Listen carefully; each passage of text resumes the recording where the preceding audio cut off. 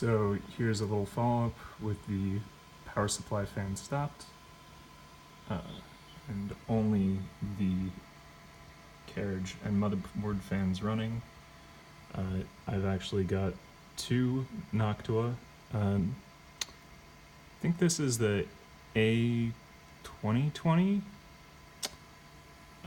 They're 12-volt fans, but I've actually spliced them using the provided connectors.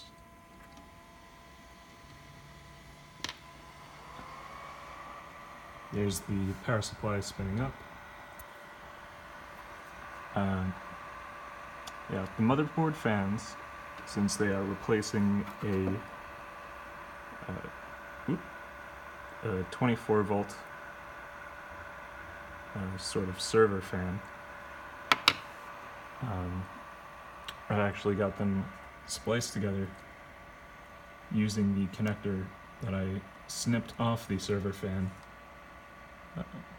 so that they're still only drawing 12 volts each, just at a slightly higher amperage than the server fan alone would.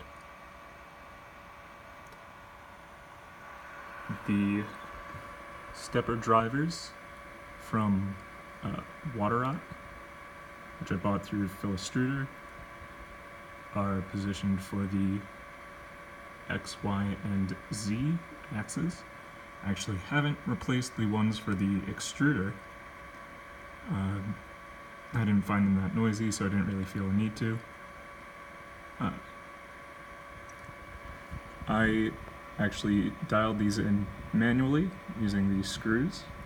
These are soldered upside down with, as you can see, 3 of the pin headers not actually soldered in.